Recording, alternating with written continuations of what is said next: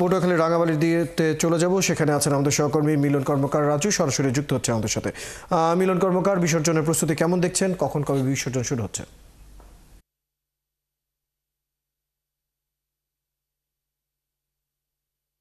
আজকে আমি এখন যে মন্দিরে রয়েছে, আপনি জানেন যে কলাপাড়ার সবচেয়ে কেন্দ্রীয় মন্দির, এই মন্দিরে ঠিক রাত 12টায় পূজা দুর্গা প্রতিমা বিসর্জন হবে। কিছুক্ষণ আগে কিন্তু এই মন্দিরে হিন্দু সম্প্রদায়ের নারী শিশুদের অংশগ্রহণে কিন্তু সিঁদুর খেলা অনুষ্ঠিত হয়েছে। যারা এই মন্দিরের যে পুজো মণ্ডপ, পুজো মন্দির সংলগ্ন যে পুকুরে হাঁস খেলা অনুষ্ঠিত হয়েছে।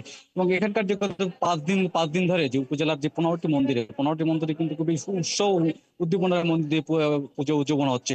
আমি আপনাকে এই মুহূর্তে নিয়ে আসছি যে জগন্নাথ আখড়া মন্দির কমিটির যে সভাপতি, তার কাছে যে আপনাদের আজকে কি ধরনের অনুষ্ঠান ছিল।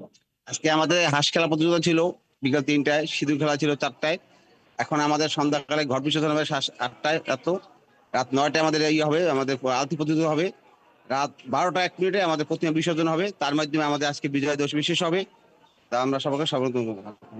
ধন্যবাদ। আপনি শুনছিলেন যে আজকে পুজো উদযাপন কমিটির যে কর্মসূচি। এছাড়া আপনাকে আরেকটি বিষয় জানিয়ে রেখে যে কলাপাড়ায় যে 15টি মন্দির রেখে বেশ শান্তিপূর্ণভাবেই পুজো উদযাপন হয়েছে। প্রশাসন কিন্তু কঠোর নিরাপত্তা ব্যবস্থা গ্রহণ করেছিল। এবছর কিন্তু কোনো ধরনের কোনো মন্দিরে কিন্তু কোনো ধরনের অপ্রীতিকর ঘটনা ঘটেনি। এবং হিন্দু সম্প্রদায়ের নারী পুরুষরা যে বিষয়টি বলেছেন, তারা কিন্তু এবছর কিন্তু অন্যান্য বছরের তুলনায় বেশ শান্তিপূর্ণভাবে পুজো উদযাপন করেছেন। এই ছিল আমার কাছে কলাপাড়া থেকে সর্বশেষ। ধন্যবাদ কর্মকার রাজু। আশা করব সব নিরাপত্তার সাথেই বিসর্জন কার্যক্রম শেষ হবে এবং সবাই ঠিকমতো আয়োজন পালন করতে পারবে। দর্শক,